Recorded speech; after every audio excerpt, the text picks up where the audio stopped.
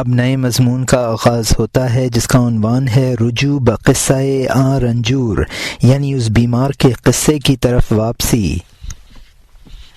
واپس لوٹ اور بیمار کا قصہ کہہ واقف کار اور پردہ پوشی کرنے والے طبیب کے ساتھ اس نے اس کی نبض پکڑی اور حال سے واقف ہو گیا کہ اس کی تندرستی کی امید ناممکن تھی۔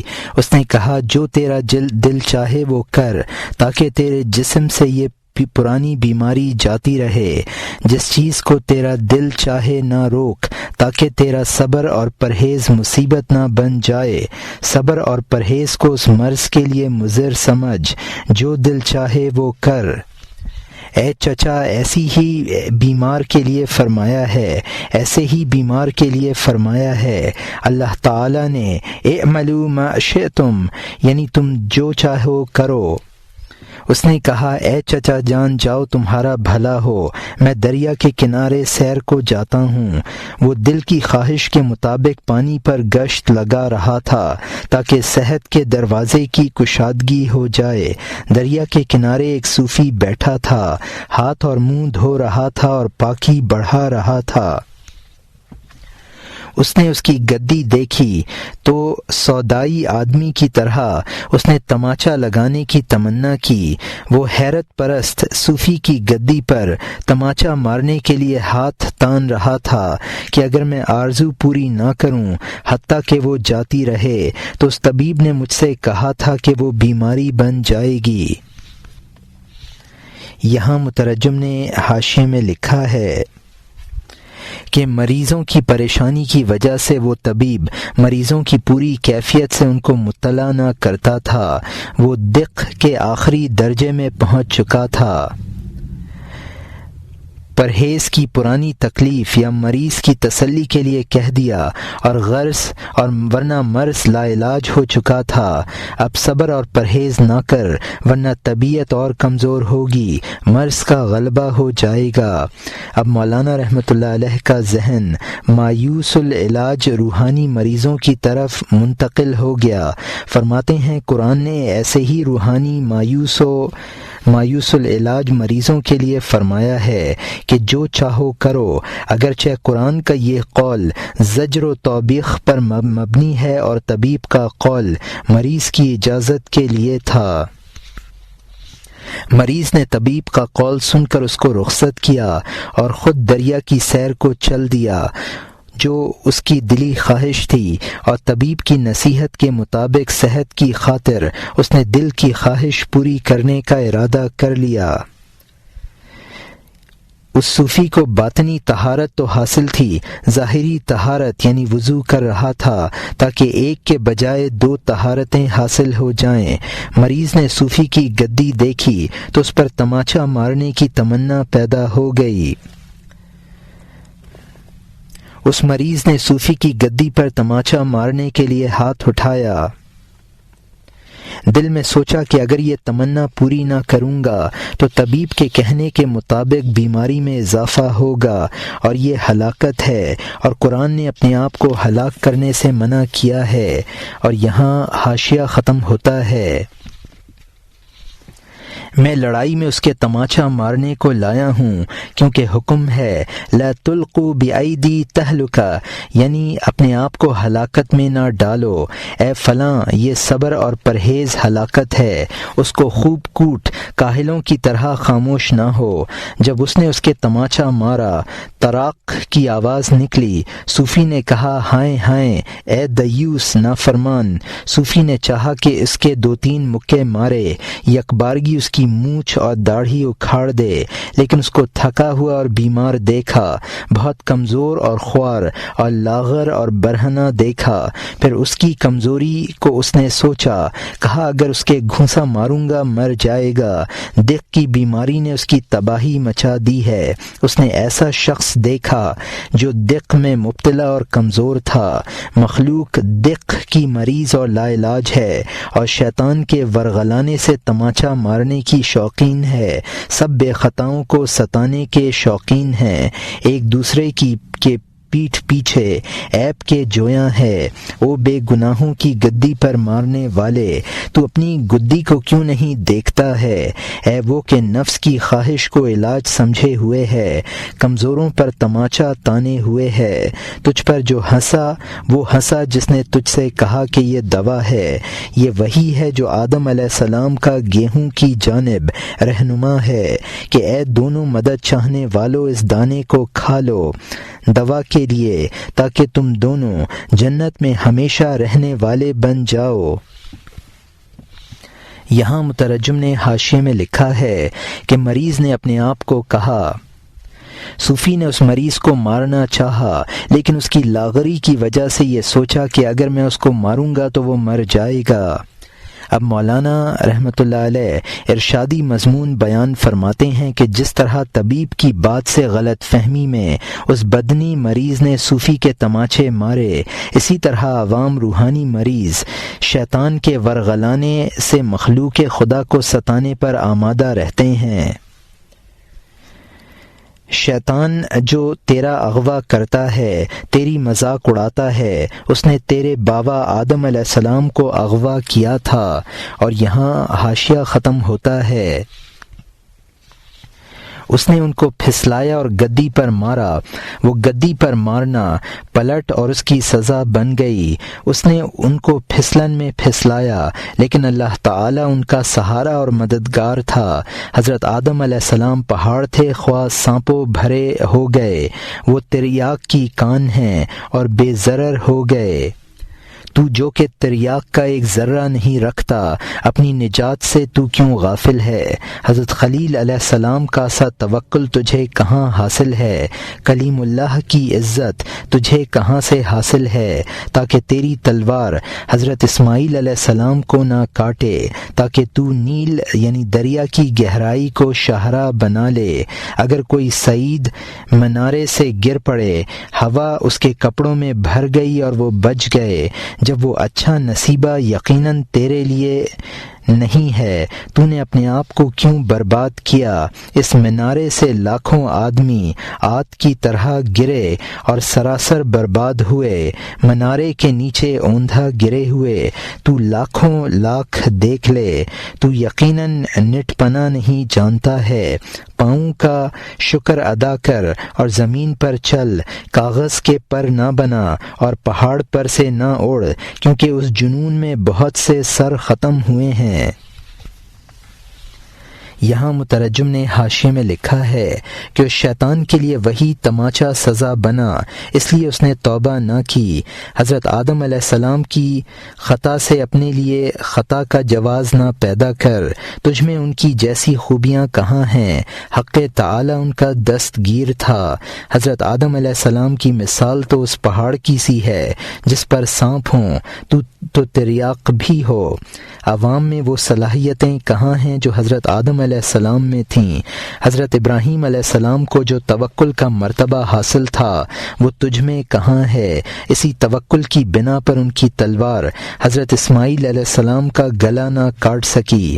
حضرت موسیٰ علیہ السلام کلیم اللہ کا سا توکل تجھ میں کہاں ہے؟ اسی توکل کی وجہ سے دریائے نیل ان کو نہ ڈبو سکا۔ حضرت شیخ شجاع سعید رحمۃ اللہ علیہ کا واقعہ مشہور ہے کہ انہوں نے اپنے آپ کو ایک منارے پر سے گرا دیا، لیکن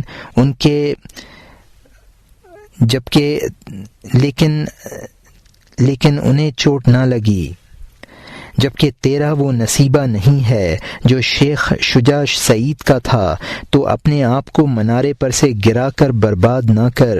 یہی ہوا جو ان کے کپڑوں میں بھری، جس کی وجہ سے وہ بچ گئے، قوم عاد کی طرح لاکھوں کی تباہی کا سبب بنی ہے۔ تو لاکھوں کی تباہی کی تاریخ میں پڑھ لے۔ یہ کھیل دکھاتے ہیں کہ وہ رسی تان کر اس پر سے چل کر گزر جاتے ہیں۔ کاغذ کے بناوٹی پر لگا کر پہاڑ پر سے اڑنے کی کوشش نہ کر، ورنہ گر کر ہلاک ہو جائے گا۔ اور یہاں حاشیہ ختم ہوتا ہے۔ اگرچہ وہ صوفی غصے کی آگ سے بھر گیا لیکن اس نے انجام پر نظر ڈالی۔ پہلی صف میں وہی شخص بامراد رہتا ہے جو دانہ نہ چگے، جال کا پھندا دیکھ لے۔ عقل مند کی وہ دو انجام بین آنکھیں بڑی مبارک ہیں جو جسم کو خرابی سے بچا لیں۔ جس نے انجام کو دیکھ لیا وہ احمد صلی اللہ علیہ وسلم تھے کہ انہوں نے اسی جگہ دوزخ کو ذرہ ذرہ دیکھ لیا۔ انہوں نے عرش اور کرسی اور جنتوں کو دیکھ لیا، یہاں تک انہوں نے غفلت کے پردوں کو چاک کر دیا۔ اگر تو نقصان سے بچاؤ چاہتا ہے، آغاز سے آنکھ بند کر لے اور انجام کو دیکھ لے تاکہ تو سب عدموں کو موجود دیکھ لے، تو موجودات کو مقید اور پست دیکھ لے۔ ذرا اس کو دیکھ لے کہ جس کو عقل ہے وہ دن رات عدم کی جستجو میں ہے، فقیری میں اس سخاوت کا طالب ہے جو کہ عدم ہے، دکانوں پر اس نفع کا طالب ہے جو عدم ہے، کھیتوں میں اس پیداوار کا طالب ہے جو عدم ہے، تھانوں میں اس پودے کا طالب ہے جو عدم ہے، مدرسوں میں اس علم کا طالب ہے جو عدم ہے، عبادت خانوں میں اس علم کا طالب ہے جو عدم ہے۔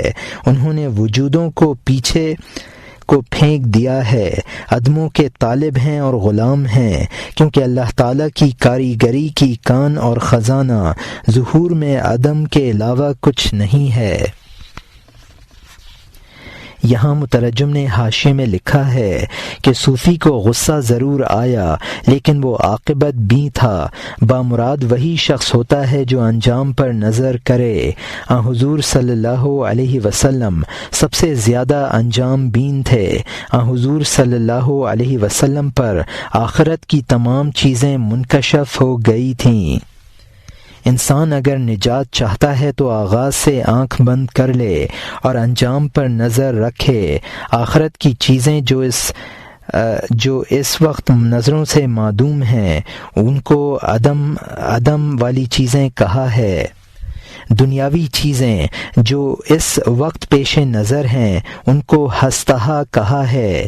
غور کر، دنیا میں ہر شخص معدوم کی جستجو میں لگا ہوا ہے۔ فقیر روپے پیسے کا طالب ہے جو اس کے اعتبار سے معدوم ہے۔ کاروباری نفع کا طالب ہے جو فی الحال مفقود ہے۔ کاشتکار پیداوار کا طالب ہے جو معدوم ہے۔ باغبان پودوں کا طالب ہے جو معدوم ہے۔ طالب علم اس علم کا طالب ہے جو معدوم ہے۔ عبادت گزار اس بردباری کا طالب ہے جو معدوم ہے۔ ان سب نے اپنے موجود کو پس پشت ڈال دیا ہے اور معدوم کی طلب میں کوشاں ہیں۔ اللہ تعالی کی صفت ایجاد کرنا ہے اور وہ معدوم کو موجود کرتا ہے تو اس کی صنعت کا تعلق معدوم سے ہے، لہذا اس کے بندوں میں بھی یہی صفت ہے۔ اور یہاں حاشیہ ختم ہوتا ہے۔ اس سے پہلے اس سے متعلق میں اشارہ کر چکا ہوں، تو اس کو اور اس کو ایک دیکھ دو نہ دیکھ۔ کہا گیا ہے کہ جو کاریگر بھی پیدا ہوا ہے اس نے عدم میں جگر تلاش کی ہے، معمار نے بغیر بنی جگہ تلاش کی، جو ویران ہو گیا ہو چھتیں گری ہوئی ہوں، سقے نے وہ پیالہ تلاش کیا جس میں پانی نہیں ہے، اور بڑھئی نے وہ گھر جس کا دروازہ نہیں ہے۔ شکار کے وقت عدم میں ان کا حملہ دیکھ لے، پھر بھی سب عدم سے گریزاں ہیں، جبکہ تیری امید عدم ہے، اس سے پرہیز کیا ہے؟ اپنی طبیعت کی مرغوب سے جھگڑا کیا ہے؟ جبکہ تیری طبیعت کا مرغوب وہ عدم ہے، تو فنا اور عدم سے یہ پرہیز کیوں ہے؟ اے جان، اگر تو مخفی طور پر عدم سے انس کرنے والا نہیں ہے، عدم کی گھات میں تو منتظر کیوں ہے؟ تیرے پاس جو کچھ ہے اسے دل برداشتہ ہو گیا ہے، تو نے دل کی شست کو عدم کے دریا میں ڈال دیا ہے۔ تو اس بحر مراد سے گریز کیوں ہے جس نے شست کے ذریعے تجھے لاکھوں شکار دیے ہیں؟ تو نے ساز و سامان کا نام موت کیوں رکھا ہے؟ اس جادو کو دیکھ جو تجھے برق کو مرگ دکھا رہا ہے، اس کی کاریگری کے جادو نے تیری دونوں آنکھیں بند کر دی ہیں، حتیٰ کہ جان کنویں کی طرف راغب ہے۔ اس کے خیال میں ادا کی مخفی تدبیر سے کنویں کے اوپر کا تمام جنگل زہر اور سانپ ہے۔ اور یہاں مترجم نے حاشیے میں لکھا ہے کہ دفتر پنجم میں اس موضوع پر مولانا نے بہت کچھ فرمایا ہے۔ ہر کاریگر معدوم کو موجود کرتا ہے، معمار غیر تعمیر شدہ کی تعمیر کرتا ہے، سقا اس برتن میں پانی ڈالتا ہے جس میں پانی نہ ہو، بڑھئی وہاں دروازہ بنا کر لگاتا ہے جہاں دروازہ نہ ہو۔ جب مقصد کا شکار کرتے ہیں، عدم پر حملہ کرتے ہیں، پھر بھی عدم یعنی موت سے بھاگتے ہیں۔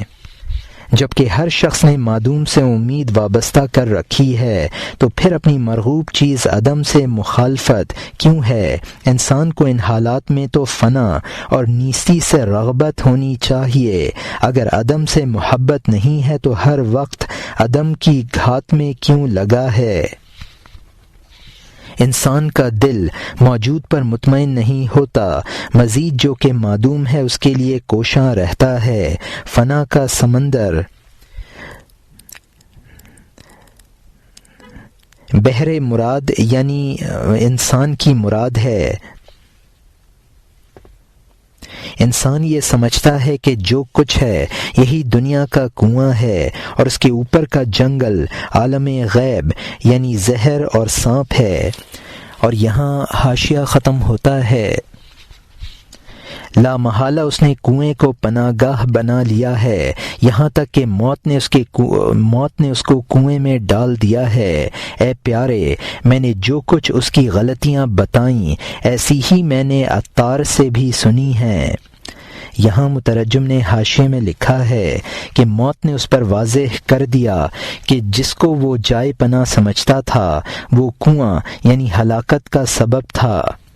اسباب ہلاکت کو اسباب نجات اور اسباب نجات کو اسباب ہلاکت سمجھنا اس قصے میں یہی مذکور ہے۔ اور یہاں حاشیہ ختم ہوتا ہے۔ اب نئے مضمون کا آغاز ہوتا ہے جس کا عنوان ہے قصہ سلطان محمود و غلام ہندو، یعنی ہندو غلام اور سلطان محمود کا قصہ۔ رحمت اللہ علیہ نے فرمایا ہے، سلطان محمود غازی کا ذکر نظم کی لڑی میں پرویا ہے کہ ہندوستان کے غزوے سے اس سردار کی پیشی میں غنیمت میں غلام آ گیا، بس اس کو قائم مقام بنایا اور اس کو تخت پر بٹھایا، اس کو لشکر کا سردار بنایا اور فرزند کہا۔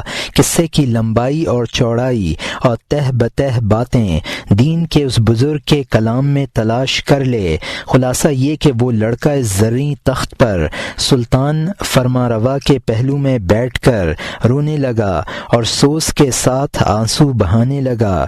بادشاہ نے اسے کہا، اے نیک بخت، تو کیوں روتا ہے؟ تجھے سلطنت ناگوار ہوئی؟ تو آسمانوں پر فوقیت رکھتا ہے، شاہ کا ہم نشین ہے، تو اس تخت پر ہے اور وزیر اور لشکر چاند اور ستاروں کی طرح تیرے تخت کے سامنے صف بصف ہیں۔ بچے نے کہا، میرا پھوٹ پھوٹ کر رونا اس لیے ہے کہ میری ماں اس شہر اور وطن میں ہر وقت مجھے تجھ سے ڈراتی تھی، میں تجھے محمود شیر کے ہاتھوں میں دیکھوں۔ یہاں مترجم نے حاشیے میں لکھا ہے کہ اس قصے میں یہی مذکور ہے کہ ہندو غلام غلط بات سمجھے ہوئے تھا۔ رحمت اللہ علیہ سے مراد یہاں شیخ فرید الدین عطار ہیں۔ اس کو لشکر کا سردار بنایا اور فرزند کا لقب عطا کر دیا۔ وہ ہندو غلام تخت پر بیٹھ کر زار زار رونے لگا۔ بادشاہ نے پوچھا، تجھے یہ ناگوار ہوا ہے کہ میں تجھے سلطنت کا مالک بنا رہا ہوں؟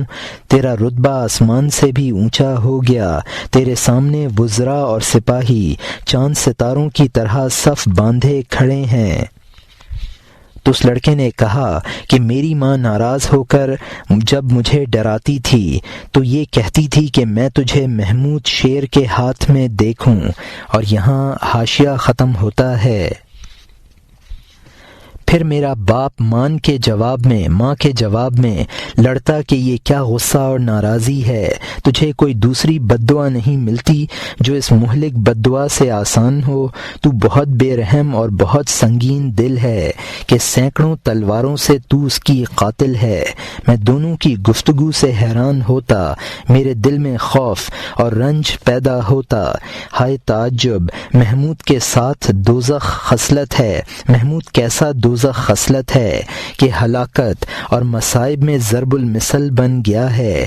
میں تیرے ڈر سے لرزتا رہتا، تیرے اکرام اور تعظیم سے غافل تھا۔ میری ماں کہاں ہے کہ اب دیکھے اے شاہ جہان مجھے تخت پر، یا باپ کہاں ہے کہ وہ مجھے ایسا دیکھے دین کے بادشاہ کے پہلو میں آرام سے بیٹھا ہوا؟ اے بے ہمت! فقر تیرا محمود ہے، طبیعت تجھے اسے ہمیشہ ڈراتی ہے۔ اگر تو سخی محمود کا رحم سمجھ لے تو خوشی سے کہے گا بہتر انجام ہو۔ اے تھڑ دلے! فقر تیرا محمود ہے۔ اس گمراہ کرنے والی ماں طبیعت کی بات نہ سن۔ جب تو فقر کا شکار ہو جائے گا تو یقیناً قیامت کے دن بچے کی طرح آنسو بہائے گا۔ اگرچہ جسم پرورش کرنے میں ماں کی طرح ہے لیکن تیرے 100 دشمنوں سے زیادہ دشمن ہے۔ یہاں مترجم نے حاشیے میں لکھا ہے کہ میرا باپ میری ماں سے کہتا تھا کہ اس قدر سخت بددعا کیوں دیتی ہے، اس سے نرم کوئی بددعا دے دیا کر۔ سلطان محمود کے ہاتھ میں کسی کا پڑ جانا سینکڑوں تلواروں سے قتل ہونا ہے۔ میں دونوں کی باتوں سے حیران ہوتا تھا اور غمگین ہوتا تھا۔ ان بددعاؤں سے میں سوچا کرتا تھا کہ سلطان محمود کس قدر ظالم ہے جو تباہی اور بربادی کے لیے ضرب المثل بن گیا ہے۔ میں آپ کے نام سے کانپتا تھا اور آپ کے اکرام اور عظمت عطا کرنے سے غافل تھا۔ آج میرے ماں باپ ہوں تو وہ دیکھیں کہ ان کے خیالات کس قدر غلط تھے۔ فقر اور عدم سے انسان کا ڈرنا ایسا ہی غیر واقعی ہے جیسا کہ ہندو غلام کا سلطان محمود سے ڈرنا تھا۔ تو یہ دعا کرے گا کہ خدا کرے میری عاقبت محمود ہو۔ اس کے دونوں معنی ہیں کہ قابل تعریف ہو یا انجام کار، ہمیں بھی سلطان محمود میسر آ جائے۔ جس طرح اس لڑکے کی ماں غلط طور پر ڈراتی تھی، اسی طرح انسان کی طبیعت انسان کو فقر سے غلط طور پر ڈراتی ہے۔ جب تجھے فقر حاصل ہو جائے گا تو پھر اسی طرح روئے گا جس طرح اپنی پہلی معلومات پر وہ ہندو غلام رویا تھا۔ انسان کا جسم انسان کو اسی طرح پرورش کرتا ہے جس طرح ماں بچے کی پرورش کرتی ہے، لیکن وہ انسان کا 100 دشمنوں سے زیادہ دشمن ہے۔ اور یہاں حاشیہ ختم ہوتا ہے۔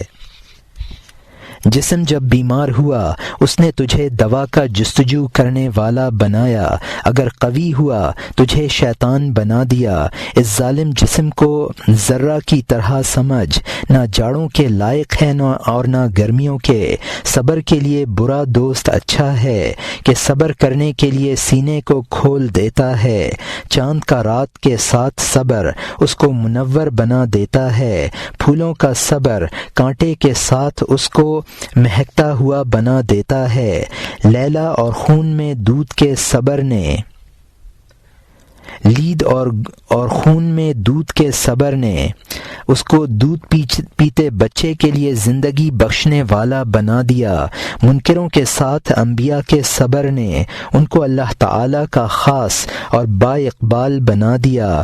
تو جس کسی کا لباس اچھا دیکھے سمجھ لے کہ اس نے وہ صبر اور کمائی سے حاصل کیا ہے۔ تو جس کو ننگا اور محتاج دیکھے وہ اس کی بے صبری پر گواہ ہے۔ جو وحشت زدہ ہو، جان غصے سے بھری ہوئی ہو، اس نے دھوکے باز کے ساتھ جوڑ لگایا ہے۔ اگر وہ بے وفا دوستی سے صبر کر لیتا، اس کی جدائی کا یہ تماچا نہ کھاتا۔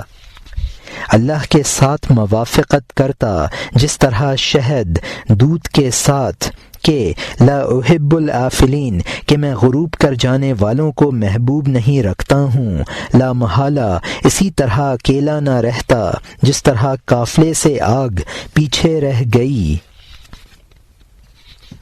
یہاں مترجم نے حاشیے میں لکھا ہے اگر جسم بیمار ہوتا ہے تو انسان دوا کی تلاش میں پریشان ہوتا ہے، اور اگر وہ تندرست ہو تو پھر انسان میں شیطنت پیدا کر دیتا ہے۔ جس طرح لوہے کی ذرہ بدن کو کسی حالت میں بھی راحت نہیں پہنچاتی ہے، اسی طرح جسم انسان کو کسی حالت میں بھی راحت نہیں پہنچاتا ہے۔ جسم اگرچہ برا ساتھی ہے لیکن اس کے مصائب پر صبر کرو تو پھر اس سے یہ فائدہ اٹھا سکتے ہو۔ کالی رات میں چاند کا صبر اس کو منور کرتا ہے، پھول کا کانٹے کے ساتھ صبر اس میں مہک پیدا کرتا ہے۔ دودھ اور لید اور خون کے درمیان خون کے درمیان صبر کرتا ہے تو بچے کو زندگی بخشنے والا بن جاتا ہے۔ تمام انبیاء کے اخروی مراتب صبر کرنے سے بلند ہوئے ہیں، دنیاوی منافع بھی صبر سے حاصل ہوئے ہیں۔ انسان کے لباس کی درستگی صبر کے ساتھ کمائی پر مانگنے کا نتیجہ ہے، اور برہنہ ہونا اس کی دلیل ہے کہ وہ محنت پر صبر نہیں کر سکا ہے۔ جو شخص غمگین ہو اس کے بارے میں سمجھ لو کہ اس نے تعلق مع اللہ پر صبر نہیں کیا بلکہ اللہ سے بے وفائی کی اور دغا دینے والی چیز سے تعلق پیدا کیا تھا۔ اگر یہ فانی اکیلے وفا سے تعلق نہ پیدا کرتا تو آج غمگین نہ ہوتا، وہ خدا سے تعلق پیدا کرتا اور حضرت ابراہیم علیہ السلام کی طرح کہہ دیتا کہ مجھے غائب ہو جانے والی چیزوں سے محبت نہیں ہے۔ قافلہ روانہ ہو جاتا ہے اور آگ تنہا پڑی رہ جاتی ہے، اور یہاں حاشیہ ختم ہوتا ہے۔ جب بے صبری کی وجہ سے غیر کا ساتھی بنا، اس کی جدائی کے وقت غمگین اور بے غیر بن گیا، جبکہ تیری دوستی خالص سونا ہے، خیانت کرنے والے کے پاس امانت کیوں رکھتا ہے؟ اس سے عادت ڈال کہ تیری امانتیں مفقود ہونے اور تعدی سے محفوظ ہوں۔ عادت اس سے ڈال جس نے عادت پیدا کی، انبیاء کی عادتوں کو پرورش کیا۔ تو بکری کا بچہ دیتا ہے، وہ گلہ لوٹاتا ہے۔ ہر صفت کا پرورش کرنے والا خود اللہ تعالی ہے۔ تو بکری کا بچہ بھیڑیے کے پاس امانت رکھتا ہے۔ بھیڑیے اور یوسف کو ساتھ رہنے کا حکم نہ دے۔ بھیڑیا اگر تجھ سے چالاکی برتے، خبردار یقین نہ کر، کیونکہ اس سے بھلائی نہیں آتی ہے۔ اگر جاہل تجھ سے دوستی دکھائے، انجام کار جہالت سے تکلیف دے گا۔ وہ دو آلے رکھتا ہے اور ہجڑا ہے، یقیناً دونوں کا کام ظاہر ہوگا۔ وہ عورتوں سے ذکر چھپاتا ہے تاکہ اپنے آپ کو ان کی بہن بنائے، ہاتھ سے فرج کو مردوں سے چھپاتا ہے تاکہ اپنے آپ کو مردوں کی جنس بنائے۔ خدا تعالی نے فرمایا اس کی اس چھپی ہوئی فرج کو ہم اس کی ناک پر فرج بنا دیں گے۔ یہاں مترجم نے حاشیے میں لکھا ہے جب انسان اپنی بے صبری سے خدا کے غیر کا ساتھی بنتا ہے تو جب اسے جدائی ہوتی ہے غمگین ہوتا ہے۔ اللہ نے تجھ میں یہ صلاحیت عطا کی تھی کہ تو تعلق مع اللہ پیدا کر سکتا تھا، وہ بہت یقینی چیز ہے۔ کسی خیانت کرنے والے کے پاس اس کو امانت نہ رکھ، یعنی صلاحیت کو غیر اللہ کے لیے صرف کرے گا تو فائدہ نہ ہوگا اور گویا وہ امانت ضائع ہو جائے گی۔ امانت کا ضائع ہونا غائب ہو جانے سے اور عضو یعنی انکار سے ہوتا ہے۔ جو عادتیں پیدا کرنے والا ہے اور جس نے انبیاء کو بہترین عادتیں اور اخلاق عطا فرمائے ہیں، انسان کو اس سے تعلق پیدا کرنا چاہیے۔ اللہ تعالیٰ کے پاس امانت کرنے کا یہ نتیجہ نکلتا ہے کہ تو اس کو بکری کا ایک بچہ دے گا تو وہ بکریوں کا ریوڑ تجھے عطا کر دے گا۔ اگر اپنی صفات اور صحبت کو تو نے غیر اللہ میں صرف کیا تو ایسا ہی ہے جیسا کہ کوئی بکری کا بچہ بھیڑیے کے پاس امانت میں رکھ دے۔ نادان کی صحبت کبھی نہ اختیار کر، اللہ اور دین سے جاہل منافق ہوتا ہے، اور اس کے دو چہرے اسی طرح ہوتے ہیں جیسا کہ غنمی، اس میں مرد اور عورت دونوں کے اعضائے تناسل ہوتے ہیں، یعنی مخنثی، اس میں مرد اور عورت دونوں کے اعضائے تناسل ہوتے ہیں۔ وہ مخنثی عورتوں میں جاتا ہے تو مرد والے اعضائے تناسل کو چھپاتا، اور مردوں میں بیٹھتا ہے تو عورتوں والے کو اعضائے تناسل کو چھپاتا ہے۔ اہل بصیرت اس کے دوغلے پن کو سمجھ جائیں گے، خدا ان کو اس کی ویسی علامتیں دکھا دے گا جن سے وہ اس کے نفاق کو سمجھ لیں گے۔ قرآن پاک میں ولید بن مغیرہ کافر کے بارے میں فرمایا گیا ہے، ہم اس کی ناک پر داغ لگا دیں گے، اور یہاں حاشیہ ختم ہوتا ہے تاکہ ہمارے بینا ان دو ناز و انداز سے اس کے فریب سے دھوکے میں نہ آئیں۔ خلاصہ یہ ہے کہ ہر مرد میں مردانگی نہیں ہوتی ہے۔ خبردار، اگر تو عقل مند ہے تو جاہل سے ڈر، میٹھی بات والے جاہل کی دوستی کی باتیں نہ سن، کیونکہ وہ پرانے زہر کی طرح ہیں۔ وہ تجھے جان مادر روشن آنکھ کہے، اس سے سوائے غم اور حسرت کے کچھ نہ بڑھے گا۔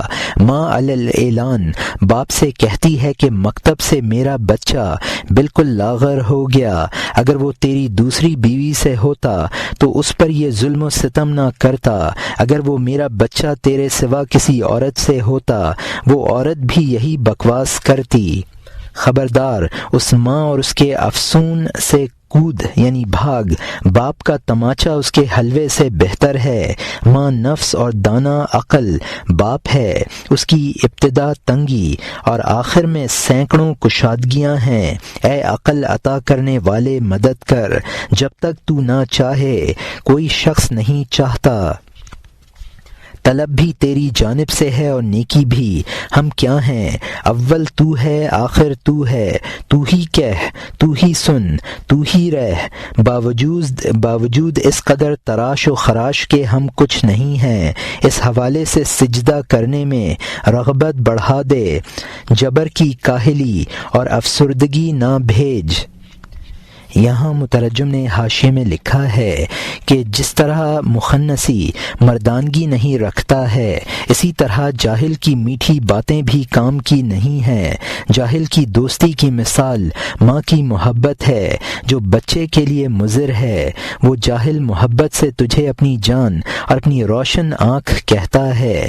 باپ بچے کو تعلیم کے لیے مکتب بھیجتا ہے تو بچے کی محبت میں ماں بچے کے باپ سے لڑتی ہے اور کہتی ہے کہ اگر یہ بچہ تیری کسی دوسری بیوی کا ہوتا تو اس پر اس قدر ظلم نہ کرتا۔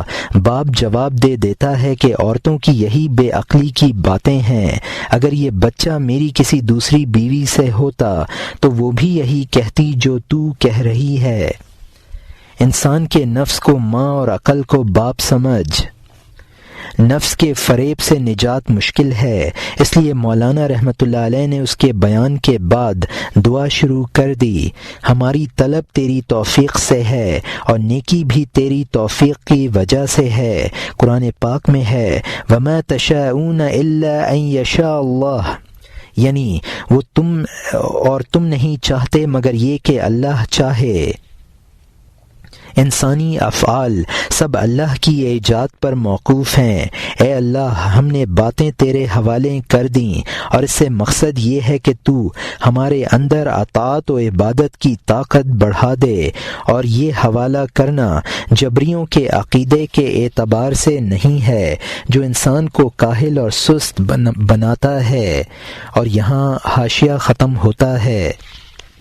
جبر کاملوں کا پر و بال ہے، جبر ہی کاہلوں کا قید خانہ اور بیڑی ہے۔ اس جبر کو نیل کے پانی کی طرح سمجھ جو مومن کے لیے پانی اور کافر کے لیے خون ہے۔ شہبازوں کو بازو شاہ کی جانب لے جاتا ہے، کووں کو بازو قبرستان کی طرف لے جاتا ہے۔ اب تو پھر عدم کی شرح کی طرف لوٹ، کیونکہ وہ تریاق ہے اور تو اس کو زہر سمجھتا ہے۔ اے آقا بھائی خبردار، تو ہندو بچے کی طرح چل، عدم کے محمود سے خوفزدہ نہ ہو۔ ہیں اس وجود سے ڈر جس میں تو اب ہے، تیرا وہ خیال معدوم ہے اور تو بھی معدوم ہے۔ ایک معدوم دوسرے معدوم پر عاشق ہو گیا ہے، معدوم نے معدوم کی رہزنی کی ہے۔ جب درمیان سے یہ خیالات خارج ہو گئے، تیرا نامعقول تجھ پر واضح ہو گیا۔ یہاں مترجم نے حاشیے میں لکھا ہے کہ مولانا کئی بار سمجھا چکے ہیں کہ ایک جبر تو اہل سنت کا عقیدہ ہے اور وہ باعث نجات ہے، اور ایک جبر جبریوں کا عقیدہ ہے، وہ گمراہی ہے۔ جبر محمود بھی ہے اور مذموم بھی۔ اس کی مثال دریائے نیل ہے جو سبتیوں کے لیے پانی اور قبطیوں کے لیے خون ثابت ہوا۔ شہباز کے بازو اس کو شاہ کی طرف لے جاتے ہیں، کووں کے بازو ان کو مردار کھانے کے لیے قبرستان میں لے جاتے ہیں۔ سلطان محمود نے اوپر عدم اور معدوم کے مطلوب ہونے کا ذکر کیا تھا، اب پھر اس کی طرف رجوع کیا ہے کہ تو اس کو زہر سمجھتا ہے، حالانکہ وہ تریاق ہے۔ اس عدم کے معاملے میں تیری مثال اس ہندو بچے کی سی ہے جو سلطان محمود کے نام سے لرزتا تھا، اور وہی اس کے لیے انتہائی شفیق ثابت ہوا۔ جو اس وقت تیرا وجود ہے دراصل وہ عدم اور معدوم ہے، اور یہ خیالات بھی فانی ہیں اور تو بھی فانی ہے۔ تیرا اس وجود پر عاشق ہونا گویا معدوم کا معدوم پر عاشق ہونا ہے۔ جب تیرا یہ وجود فنا ہو جائے گا تو تجھے معلوم ہو جائے گا کہ تو کن نامعقول باتوں میں پھنسا ہوا تھا۔ یہاں حاشیہ ختم ہوتا ہے۔ اب نئے مضمون کا آغاز ہوتا ہے جس کا عنوان ہے قال النبی صلی اللہ علیہ وعلی آلہ وسلم لیس للماذین ہم الموت وانما لهم حسرۃ الفوت، یعنی نبی صلی اللہ علیہ وآلہ وسلم نے فرمایا جانے والوں کو موت کا غم نہیں ہے، ان کو فوت کی حسرت ہے۔ انسانوں کے سردار نے سچ فرمایا کہ جو دنیا سے گزر گیا اس کو موت کا درد اور افسوس اور نقصان نہیں ہے، بلکہ اس کو فوت پر سینکڑوں افسوس ہیں۔ یہاں مترجم نے حاشیے میں لکھا ہے کہ اس مضمون کی حدیث تو ثابت نہیں، البتہ قرآن پاک میں مذکور ہے کہ کفار مرنے کے بعد مرنے پر افسوس نہ کریں گے، کیونکہ ان کو معلوم ہو جائے گا کہ وجود فانی کا فوت ہو جانا رنج کی بات نہیں ہے، بلکہ اعمال صالحہ جن کو وہ معدوم سمجھتے تھے ان کے نہ کرنے پر افسوس کریں گے۔ دنیا سے جو مر کر جائے گا اس کو مرنے کا افسوس نہ ہوگا، بلکہ یہ افسوس ہوگا کہ معدوم کے لیے کوشش کیوں کی اور نیک عمل کیوں نہ کیا۔ اور یہاں حاشیہ ختم ہوتا ہے۔ فرمایا جانے والوں کو موت کا رنج نہیں ہے، لیکن وہ فوت کے حسرت سے وابستہ ہیں کہ ہم نے موت کو قبلہ کیوں نہ بنایا، ہر دولت اور ہر سامان کے خزانے کو ہم نے بھینگے پن سے تمام عمر قبلہ بنایا، ان خیالات کو جو موت میں گم ہو گئے، ان مردوں کی حسرت موت پر نہیں ہے، اس سے ہے کہ ہم نے نقوش یعنی خیالی میں بسر کی، ہم نے یہ سوچا، ہم نے یہ یہ دیکھا کہ یہ نقش اور جھاگ ہے۔ جھاگ دریا سے ہلتے ہیں اور غذا پاتے ہیں۔ جب سمندر نے جھاگوں کو خشکی پر پھینک دیا، جا بہتے جھاگوں کو قبرستان میں دیکھ، پھر کہہ کہ تمہاری جنبش اور جولانی کہاں ہے۔ سمندر نے تمہیں تغیر میں مبتلا کر دیا ہے تاکہ وہ تجھ سے کہیں، ہونٹ سے نہیں بلکہ محال ہے کہ یہ سوال ہم سے نہیں دریا سے کر، نقش جھاگ کی طرح بغیر موج کے کب حرکت کرتا ہے؟ خاک بغیر کسی ہوا کے بلندی پر کب پہنچتی ہے؟ جب کہ تو نے نقش کا غبار دیکھا ہے، ہوا کو دیکھ۔ جب تو نے جھاگ کو دیکھا، ایجاد کے سمندر کو دیکھا، خبردار نظر کر، تیرا نظر کرنا کام آئے گا۔ تیرا باقی جسم چربی اور گوشت اور تانا بانا ہے۔ تیری چربی نے شموں میں روشنی نہیں بڑھائی، تیرا گوشت مخمور کے لیے کباب نہ بنا۔ نظر میں اس تمام جسم کو پگھلا دے، نظر میں جا، نظر میں جا، نظر میں۔ یہاں مترجم نے حاشیے میں لکھا ہے کہ الموت حسر یوصل الحبیب الی الحبیب، یعنی موت ایک پل ہے جو دوست کو دوست تک پہنچا دیتا ہے۔ موت کے بعد معلوم ہوگا کہ دنیاوی تمام خیالات لا حاصل تھے، زندگی عالم آخرت میں ہے، دنیاوی چیزیں بے روح تصاویر ہیں۔ افسوس یہ ہوگا کہ ہم دنیاوی چیزوں کو تصویر بے روح اور فانی جھاگ کیوں سمجھے تھے۔ جھاگ خود بے حقیقت چیز ہے، اس کی حرکت اور بقا محض دریا کی وجہ سے ہے۔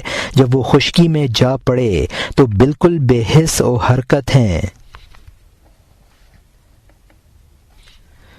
وہ حباب اور کف دریا جواب دیں گے، چونکہ وہ بالکل مردہ ہیں، ان کی زبان قال نہیں ہے، اس لیے زبان حال سے جواب دیں گے کہ ہماری اصل تو دریا ہے، اس سے سوال و جواب کر۔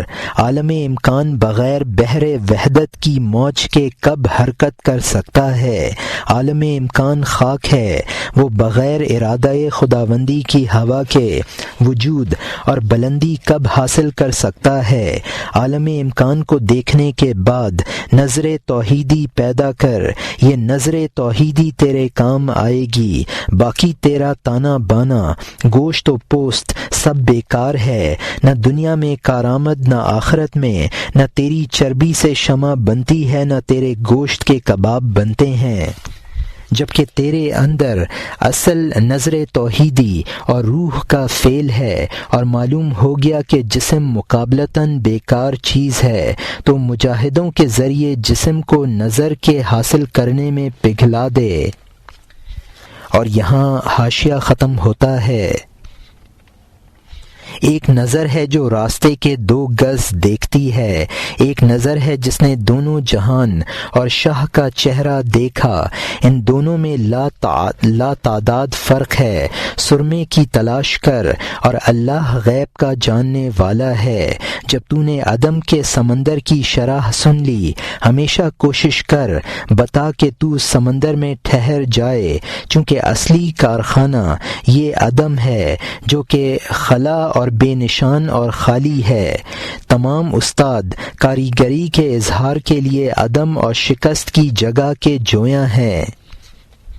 لا محالہ استادوں کا استاد یعنی خدا، اس کا کارخانہ نیستی اور عدم ہوگا۔ جہاں کہیں یہ عدم بہت زیادہ ہے، اللہ کی کاریگری اور کارخانہ اسی جانب ہے۔ فنا چونکہ بالائی طبقہ ہے، درویش سب پر سبقت لے گئے، خصوصاً وہ درویش جو بے جسم اور بے مال بن گیا، اعتبار جسمی فقر رکھتا ہے نہ کہ سوال۔ سوالی وہ ہوگا جس کا مال ضائع ہو گیا ہوگا، قانع وہ ہوگا جس نے اپنے جسم کو ہار دیا۔ تو اب درد کی شکایت کا اظہار نہ کر، کیونکہ وہ فنا کی جانب تیز رفتار گھوڑا ہے۔ اس نے اس قدر کہہ دیا اور باقی تو سوچ فکر، اگر افسردہ ہو جا ذکر کر۔ یہاں مترجم نے حاشیے میں لکھا ہے کہ تاثر سے مؤثر کی طرف نظر کرنے کے دو درجے ہیں، ایک بدن سے روح پر نظر کرنا، دوسرا روح سے مؤثر حقیقی کی طرف نظر کرنا ہے۔ ہمارا مقصود دوسرا درجہ ہے، پہلا درجہ نہیں ہے۔ ان دونوں نظروں میں بہت فرق ہے۔ اب پھر عدم اور نیستی کی خوبیوں کا بیان شروع فرمایا ہے۔ نیستی یعنی عالم ارواح، چونکہ وہ نظروں میں معدوم ہے۔ ہر کاریگر معدوم کو اپنی کاریگری سے وجود میں لاتا ہے۔ قدرت کی کاریگری بھی معدوم ہی کو موجود کرتی ہے، جو بالکل خلا اور بے نشان اور خالی ہے۔ اللہ تعالی بے نیاز ہے۔ جب نیستی زیادہ ہوگی وہاں اللہ تعالی کی کاریگری زیادہ ظہور پذیر ہوگی۔ نیستی چونکہ ایک اعلیٰ مقام ہے اور عموماً درویشوں کو حاصل ہے، لہٰذا وہ سب سے سبقت لے گئے ہیں، خصوصاً وہ درویش جس نے جسم کو بھی لٹا دیا ہو اور مال کو بھی۔ اصل فقیری جسمانی فقر ہے کہ انسان جسم کو گھلا دے، نہ کہ بھیک مانگنا۔ بھکاری وہ بنتا ہے جس کا صرف مال گھلا ہو۔ جس شخص نے جسم کو گھلا دیا وہ قانع اور صابر ہوتا ہے، کبھی سائل نہیں بنتا۔ جسمانی درد اس کا شکوہ نہ کر، کیونکہ وہ نیستی کے اعلیٰ مقام تک تجھے پہنچا دے گا۔ نیستی اور ترک کے جو فضائل میں نے بیان کیے ہیں، ان کے علاوہ فضائل پر تو غور کر لے، اور فکر و غور کو بیدار کرنے کا طریقہ ذکر اللہ ہے۔ ذکر فکر کو بیدار کرتا ہے اور وہی کام کرتا ہے جو ٹھٹرے ہوئے کے لیے سورج کرتا ہے۔ اور یہاں حاشیہ ختم ہوتا ہے۔ ذکر فکر کو حرکت میں لے آتا ہے، ذکر کو اس ٹھٹرے ہوئے کا سورج بنا دے۔ اصل خود کشش ہے، لیکن اے آقا بھائی کام کر، اس کشش پر موقوف نہ رہ، چونکہ عمل کا ترک کرنا ناز ہوتا ہے۔ ناز جان باز کے مناسب کب ہوتا ہے؟ اے لڑکے، نہ قبولیت کو سوچ نہ رد کو، ہمیشہ امر اور نہی کو دیکھتا رہ۔ جذب کا پرند اچانک گھونسلے سے اڑے گا، جب تو صبح کو دیکھ لے تب شمع بجھا دے۔ جب آنکھیں کھل گئیں اس کا نور ہے، وہ بعینہ چھلکے میں گودوں کو دیکھ لیتا ہے، وہ بقا کے سورج کو ذرے میں دیکھ لیتا ہے، سب سمندر کو ایک قطرے میں دیکھ لیتا ہے۔ یہاں مترجم نے حاشیے میں لکھا ہے کہ محض ذکر و عبادت سے قرب میسر نہیں آتا جب تک اللہ کی جانب سے جذب و کشش نہ ہو، لیکن انسان کو عبادت اور ذکر میں مشغول رہنا چاہیے، جذب کے انتظار میں نہ بیٹھنا چاہیے۔ محنت کو چھوڑنا ناز دکھانا ہے جو عاشق جان باز کے لیے کسی طرح مناسب نہیں ہے۔ بندے کا کام بندگی ہے، اس کو مقبول ہونے یا مردود ہونے میں نہ پڑنا چاہیے۔ جو خدا کے احکام ہیں ان کی پابندی کرنی چاہیے۔ جب تو برابر مجاہدہ کیے جائے گا تو جذب اپنے مقام سے اڑ کر تیرے پاس آ جائے گا، پھر اس قدر مجاہدوں کی ضرورت نہ رہے گی۔ جذب صبح ہے اور مجاہدے شمع ہیں، صبح کو شمع کی ضرورت نہیں رہتی۔ جب بندہ نوافل کے ذریعے تقرب حاصل کر لیتا ہے تو پھر اس کے افعال یعنی حضرت حق تعالی کی طرف منسوب ہو جاتے ہیں، اس کو کائنات کے ہر ذرے میں حق کا مشاہدہ نصیب ہو جاتا ہے۔ اور یہاں حاشیہ ختم ہوتا ہے۔ اب نئے مضمون کا آغاز ہوتا ہے جس کا عنوان ہے بارے دیگر رجوع کردن بقصہ آن صوفی و قاضی، یعنی صوفی اور قاضی کے قصے کی جانب دوبارہ واپسی۔ صوفی نے کہا ایک تماچے کے بدلے میں اندھے پن سے سر نہ گنوانا چاہیے۔ تسلیم کا خرقہ میری گردن میں ہے، جس نے تماچا کھانا مجھ پر آسان کر دیا ہے۔ صوفی نے اپنے مخالف کو سخت کمزور دیکھا، سوچا اگر میں اس کے مخالفانہ گھونسا ماروں گا وہ میرے ایک گھونسے سے رانگ کی طرح بکھر جائے گا۔ شاہ میرے اوپر تنبیہ اور بدلے کا حکم فرما دے گا۔ خیمہ ویران ہے اور کھوٹی ٹوٹ گئی، وہ بہانہ ڈھونڈتا ہے تاکہ گر پڑے۔ افسوس پر افسوس ہوگا اس مردے کی وجہ سے کہ مجھ پر تلوار کے نیچے قصاص واقع ہو۔ جب وہ مخالف پر ہاتھ نہ مار سکا، اس کا ارادہ ہوا کہ اس کو قاضی کی جانب لے جائے، کیونکہ وہ حق کی ترازو اور پیمانہ ہے، اسی لیے ہمیشہ اس کا جھکاؤ حق کی طرف ہے۔ شیطان کے مکر اور اس کے ہیلے سے خلاصی کا سبب ہے، شیطان کی قید اور اس کے قول سے امن کا سبب ہے۔ وہ کینوں اور لڑائی کی کینچی ہے، وہ مخالفوں کی جنگ اور سوال و جواب کو قطع کرنے والا ہے۔ اس کا منتر بھوت کو شیشی میں اتار لیتا ہے، اس کا قانون فتنے کو ساکن کر دیتا ہے۔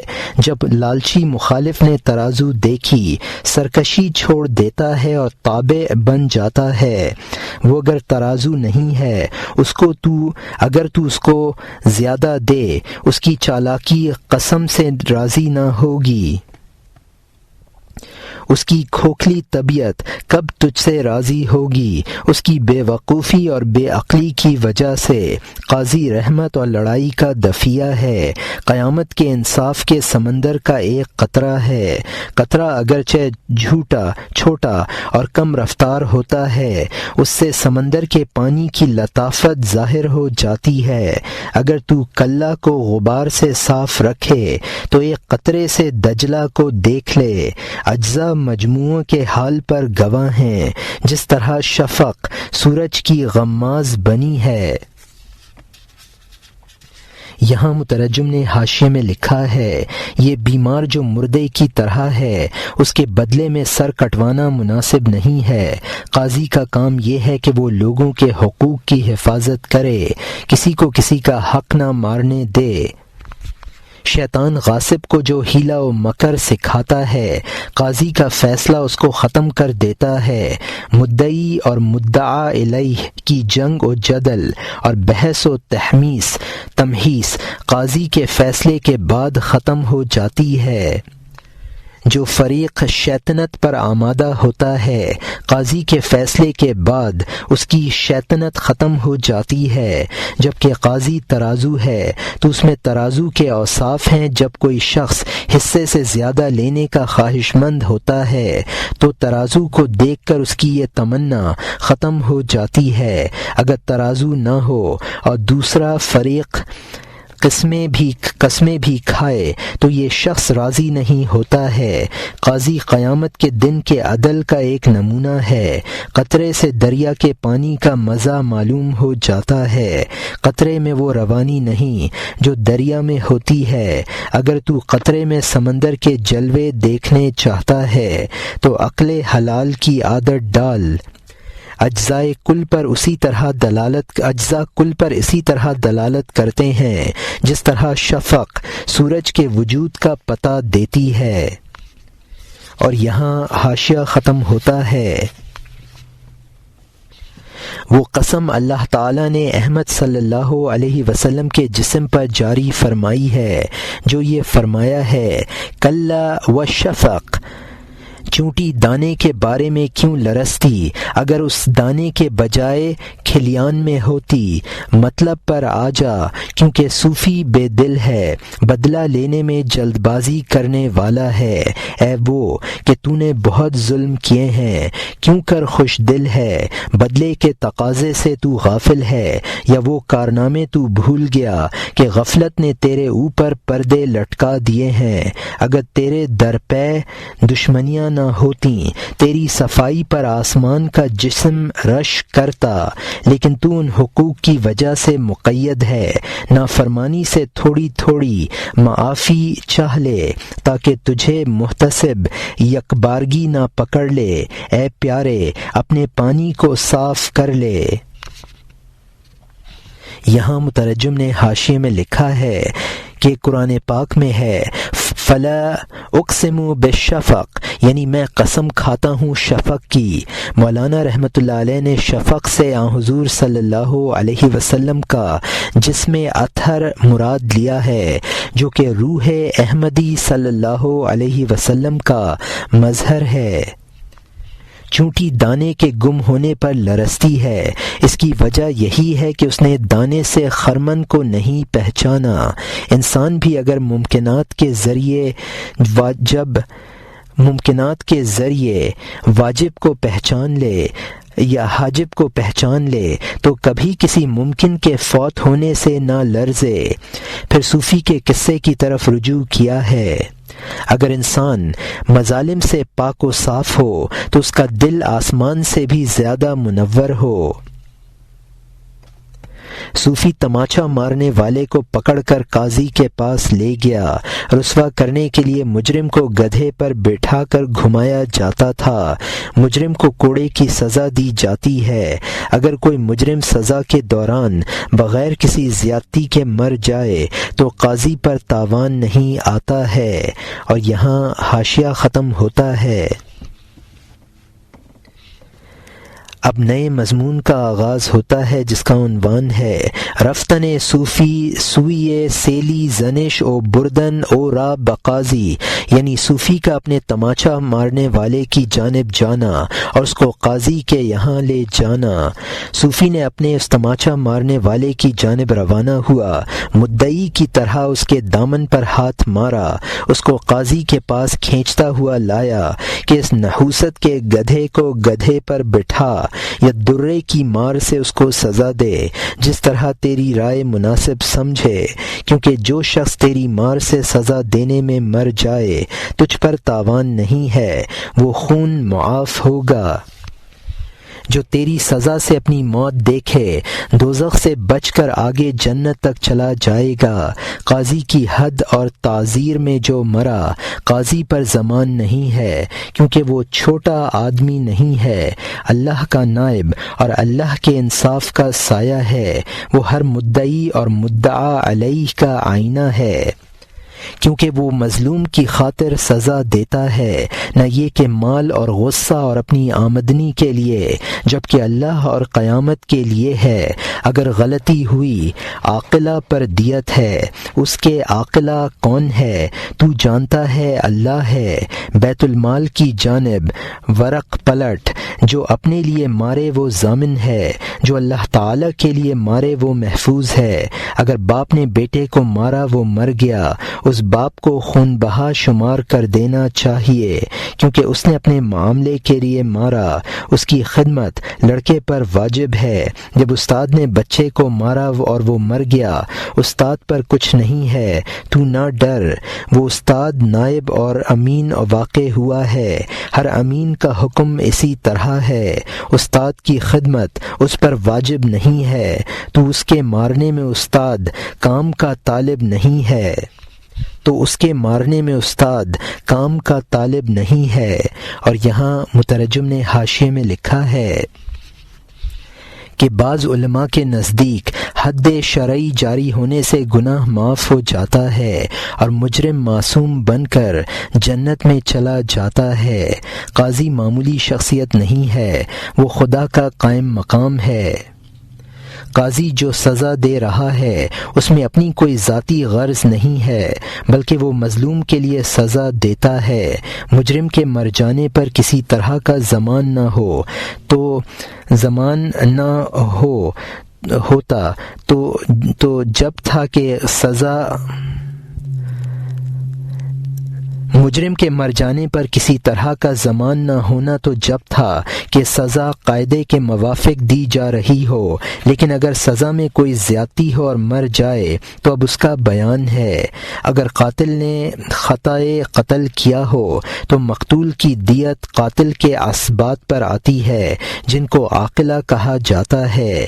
قاضی نے جو سزا دی تھی وہ کسی ذاتی غرض پر مبنی نہ تھی بلکہ خدا کے لیے تھی، لہٰذا اس کی غلطی سے اگر مجرم مرا تو اس کی دیت قاضی کے عاقلہ پر آئے گی۔ اس کا عاقلہ اللہ تعالی ہے۔ بیت المال کے مسائل کتابوں میں دیکھو تو معلوم ہو جائے گا کہ ایسے شخص کی دیت بیت المال سے ادا کر دی جائے گی۔ قاضی بہرحال دیت سے بچ گیا، خواہ دیت بیت المال سے ادا کر دی گئی۔ باپ بیٹے کو خدمت نہ کرنے پر مارتا ہے، لہٰذا باپ پر بیٹے کا خون بہا واجب ہے۔ استاد کی شاگرد کو مارنے میں کوئی ذاتی غرض نہیں، لہٰذا وہ خون بہا سے بری ہے۔ استاد بچے کو بچے کے مفاد میں مارتا ہے، شاگرد پر استاد کی خدمت واجب نہیں ہے کہ مارنا اس کے مطالبے میں سمجھا جا سکے۔ باپ کی خدمت بیٹے پر واجب ہے، اس کا مارنا خدمت کے مطالبے کی وجہ سے ہے۔ یہ امام ابو حنیفہ رحمۃ اللہ علیہ کا مرجو قول ہے۔ صاحبین کے نزدیک باپ پر خون بہا واجب نہیں ہے۔ اور یہاں حاشیہ ختم ہوتا ہے۔ اگر باپ نے مارا تو اپنے لیے مارا ہے، لامحالہ خون بہا دینے سے نہ چھوٹا تو ذوالفقار سے خودی کا سر کاٹ دے، درویش کی طرح بے خود اور فانی بن جا۔ جب تو بے خود ہو گیا جو کچھ تو کرے گا، ما رمیت اذ رمیت، یعنی جب تو نے پھینکا تو نے نہ پھینکا تو محفوظ ہے۔ وہ نادان اللہ پر ہوگا نہ امانت، تو وہ تاوان اللہ پر ہوگا نہ امانت دار پر۔ اس کی تفصیل فقہ میں ہے، دیکھ لے۔ ہر دکان میں ایک دوسرا سودا ہے۔ اے بیٹا، مثنوی فقر کی دکان ہے، موچی کی دکان میں اچھا چمڑا ہے۔ اگر تو نے لکڑی دیکھی تو جوتے کا فرما ہے۔ ریشمین کپڑا فروشوں کے سامنے ریشمی کالا کپڑا ہوگا، اگر لوہار ہوگا تو گز کے لیے ہوگا۔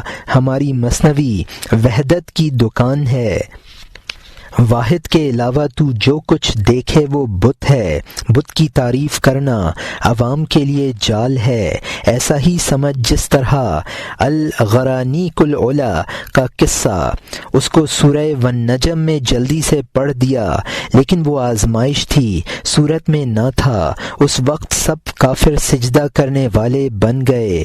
راز بھی تھا کہ انہوں نے در پر سر رکھ دیا۔ اس کے بعد پیچ در پیچ حرف ہے۔ حضرت سلیمان علیہ السلام کے ساتھ رہ اور شیطانوں کی شورش میں مبتلا نہ کر، اور شیطانوں کو شورش میں مبتلا نہ کر۔ خبردار، صوفی اور قاضی کا قصہ لا، اور کمزور لاغر ظالم کا۔ یہاں مترجم نے حاشیے میں لکھا ہے، جب معلوم ہوا کہ اگر مارنے میں خودی اور اپنی غرض نہ ہو تو خون بھی معاف ہے، لہٰذا خودی کو ختم کر دے۔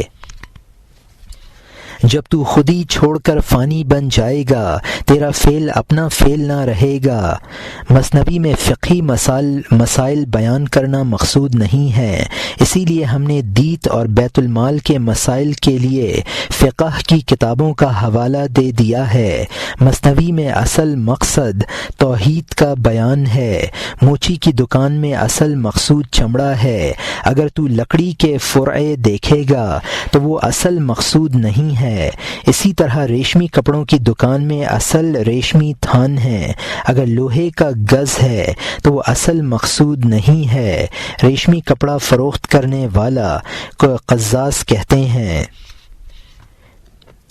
مثنوی صرف توحید کی دکان ہے، توحید کے مضامین کے علاوہ جو کچھ مذکور ہے وہ بت ہے۔ مثنوی میں توحید کے علاوہ جو کچھ بطور بت کے بیان کیا گیا ہے وہ ایسا ہی ہے جیسا کہ حضور صلی اللہ علیہ وسلم کی زبان پر سورہ والنجم کی تلاوت کے دوران تلک الغرانیق العلا جاری ہو گیا تھا، اور وہ حقیقتاً سورہ والنجم کا جز نہ تھا۔ محقق محدثین اس قصے کو بے اصل سمجھتے ہیں۔ جب کفار نے وہ الفاظ بتوں کی تعریف میں سنے تو سب سجدے میں گر گئے۔ اسی طرح عوام جب غیر توحیدی مضامین سنتے ہیں تو متوجہ ہو جاتے ہیں، پھر توحیدی مضامین سننے کا بھی ان کو اتفاق ہو جاتا ہے۔ بتوں کی تعریف حضور صلی اللہ علیہ وسلم کی زبان پر جاری ہونے میں اور باتیں بیان کی جا سکتی ہیں، لیکن محققین کی رائے یہ ہے کہ بعض مسائل ایسے ہیں کہ ان کے سوال و جواب میں نہ پڑھنا چاہیے، ورنہ شبہات پیدا کرنے والے مزید شبہات پیدا کر دیں گے۔ لہٰذا تو بھی محققین کی راہ اختیار کر۔ سلیمان سے مراد محققین کا گروہ اور دیواں سے شبہات پیدا کرنے والے مراد ہیں۔ اور یہاں حاشیہ ختم ہوتا ہے۔ اب نئے مضمون کا آغاز ہوتا ہے جس کا عنوان ہے ہم در تقریر قصہ قاضی و صوفی، یعنی قاضی اور صوفی کے قصے کی تقریر۔ قاضی نے کہا، اے بیٹا تخت بچھا تاکہ میں اس پر بھلے اور برے کا نقش قائم کروں۔ مارنے والا کہاں ہے؟ انتقام کی جگہ کہاں ہے؟ یہ تو بیماری میں خیال بن گیا ہے۔ شرع زندوں اور مال والوں کے لیے ہے، قبرستان کے باشندوں کے لیے شرع کہاں ہے؟ وہ گروہ جس نے فقیری کا پتہ لگا لیا ہے۔ 100 حیثیتوں سے مردوں سے زیادہ فانی ہیں، مردہ ایک حیثیت سے مرض میں فانی ہے، صوفیہ 100 حیثیتوں سے فانی ہو گئے ہیں۔ موت قتل ہے اور یہ 3 لاکھ، ہر ایک کا بے شمار خون بہا ہے، اگرچہ اللہ تعالیٰ نے اس قوم کو بارہا قتل کیا ہے، خون بہا کے لیے انبار بہا دیے ہیں۔ باطن میں ہر ایک جرجیس علیہ السلام کی طرح ہے، 60 بار قتل ہوا، زندہ ہوا، منصف کی بھال کے ورق سے مقتول، منصف کی بھال کے ذوق سے مقتول، روتا ہے کہ دوسرا زخم لگا۔ خدا کی قسم، جان پرست وجود کے عشق کی بنسبت دوسرے قتل پر یہ مقتول زیادہ عاشق ہے۔ قاضی نے کہا، میں زندہ پر حکم لگانے والا ہوں، میں قبرستان کے باشندوں کا حاکم کب ہوں؟ یہاں مترجم نے حاشیے میں لکھا ہے کہ قاضی نے صوفی سے کہا کہ مدعا علیہ کو متعین کر۔ مشہور مثل ہے، ثبت العرش ثم منقش، پہلے تخت بچھا پھر اس پر نقش بنا، یعنی کام کرنے سے پہلے جگہ متعین کر۔ یہ مدعا علیہ تو محض خیالی انسان رہ گیا ہے، اس سے بدلہ کہاں لیا جا سکتا ہے؟ زمان اور تاوان تو زندہ اور مالدار سے لیا جا سکتا ہے، مردے سے نہیں لیا جا سکتا۔ مولانا نے ان درویشوں کا بیان شروع کر دیا ہے جو سکر کی حالت میں ہوتے اور خودی سے گزر کر مقام فنا حاصل کر لیتے ہیں۔ فرماتے ہیں کہ یہ لوگ سینکڑوں حیثیتوں سے مردہ ہیں، حقیقی مردہ تو محض ایک مرض سے مردہ بن جاتا ہے۔ چونکہ اللہ ان کو قتل کرتا ہے، اس نے خون بہا میں محبت اور قرب کے خزانے عطا کر دیے ہیں۔ جرجیس علیہ السلام، ان کو شاہ وقت نے 60 بار قتل کیا اور وہ ہر بار زندہ ہو گئے۔ اللہ کے بھالے کا زخم ان کو ایسا پیارا ہے کہ دوسرے زخم کی تمنا میں روتے ہیں۔ انصری زندگی جس میں جسم سے محبت ہوتی ہے اس کو وجود جاں پرست کہا ہے۔ قاضی نے کہا، میں تو زندوں پر حکم جاری کرتا ہوں، مردوں پر حکم جاری کرنا میرا کام نہیں ہے۔ اور یہاں حاشیہ ختم ہوتا ہے۔ یہ اگرچہ بظاہر قبر میں دبا ہوا نہیں ہے، بہت سی قبریں اس کے خاندان میں ہیں، تو نے قبر میں بہت سے مردے دیکھے ہیں۔ اے اندھے، تو مردے میں قبر کو دیکھ لے، اگر قبر کی اینٹ تیرے اوپر گر پڑے، عقل مند قبر سے کب انصاف چاہتے ہیں؟ مردے کے غصے اور کینے کے درپے نہ ہو، خبردار حمام کی تصویر سے نہ جھگڑ، شکر ادا کر کہ زندہ نے تجھے نہیں مارا، کیونکہ جس کو زندہ رد کر دے اللہ تعالی رد کر دیتا ہے۔ زندوں کا غصہ اللہ کا غصہ اور مار ہے، کیونکہ وہ پاکیزہ کھال باقی باللہ ہے۔ اللہ تعالیٰ نے اس کو قتل کیا اور پاؤں میں پھونک بھر دی، قصائیوں کی طرح اوپر سے کھال کھینچ لی، اس میں قیامت تک پھونک باقی رہی۔ اللہ تعالیٰ کا پھونک بھرنا قصائی کے پھونک بھرنے کی طرح نہیں ہے، دونوں پھونکوں میں بڑا فرق ہے۔ یہ بالکلیہ خوبی ہے اور اس جانب سب برائی ہے۔ اس نے اس سے زندگی جدا کر دی اور مضر ہوئی، وہ زندگی اللہ تعالیٰ کی پھونک سے دائمی ہو گئی۔ یہ پھونک وہ پھونک نہیں ہے جس کی تشریح ہو سکے۔ خبردار، کنویں کی اس گہرائی سے قلعے کے اوپر آ جا، اس کو گدھے پر سوار کرنا محل اجتہاد نہیں ہے۔ ایندھن کے نقش کو کوئی گدھے پر لاتا ہے، اس کی نشست کے لیے گدھے کی پشت مناسب نہیں ہے، تابوت کی پشت اس کے لیے زیادہ لائق ہے۔ یہاں مترجم نے حاشیے میں لکھا ہے، اس مدعا علیہ کا جسم، چونکہ صوفی اس کو مردہ نہ سمجھ رہا تھا اس لیے اس کو کور کہا ہے۔ مدعا علیہ، جبکہ مدعا علیہ مجسم قبرستان ہے، اگر قبرستان میں سے کوئی اینٹ کسی پر آ پڑے تو اس پر کون دعویٰ کرتا ہے؟ جبکہ مدعا علیہ مردہ ہے تو اس پر غصہ نہ کر، یا تو وہ محض ایک بے جان تصویر ہے، اسے جھگڑا کرنا بے وقوفی ہے۔ اب اس شخص کا ذکر شروع فرمایا ہے جس کو بقا اور زندگی بحق حاصل ہو گئی ہو، اس کا ہر فعل اللہ کا فعل ہوتا ہے۔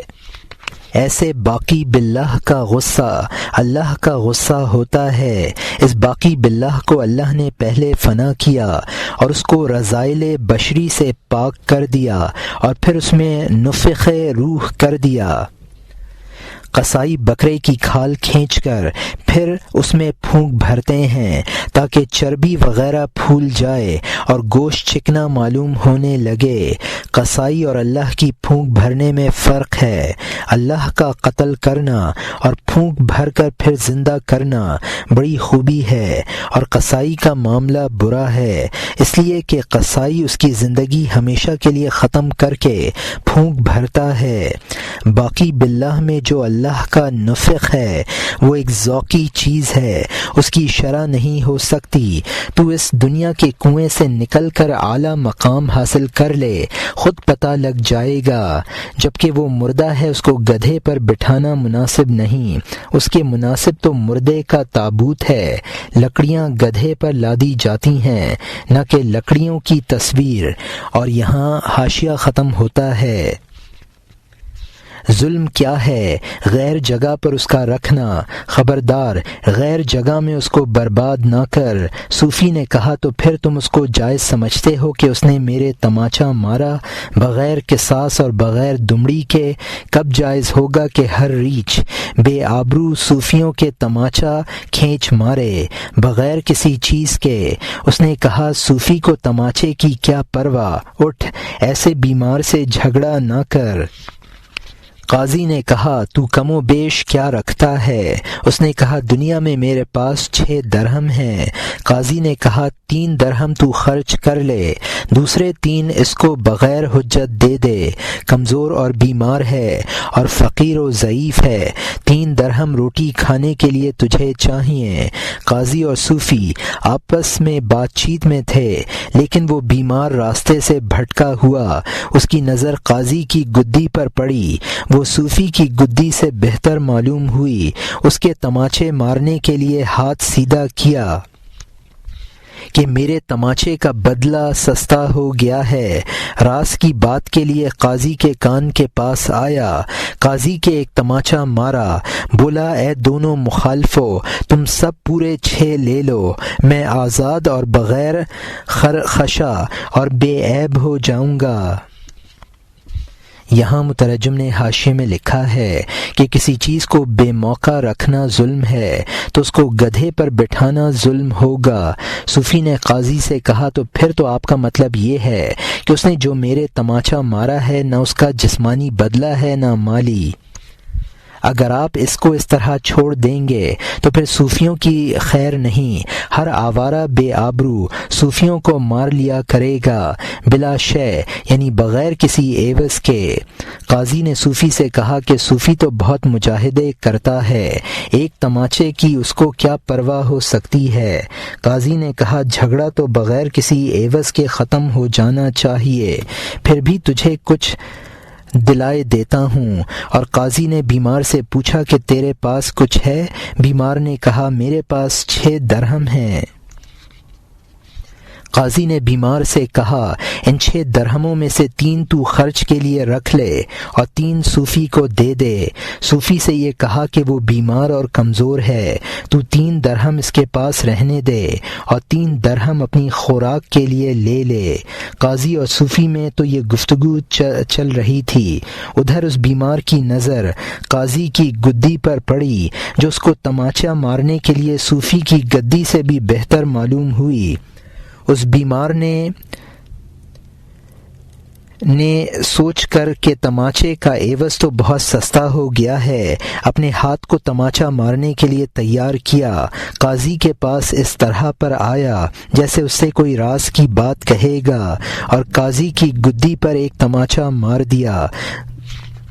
قاضی کے تماچا مار کر بیمار بولا اب تم دونوں مدعی ہو اور دونوں 3 درہم لے لو، میرا سب مال چلا جائے گا، تو نہ کوئی خرخشہ باقی رہے گا اور نہ مالدار ہونے کا عیب رہے گا۔ اور یہاں حاشیہ ختم ہوتا ہے۔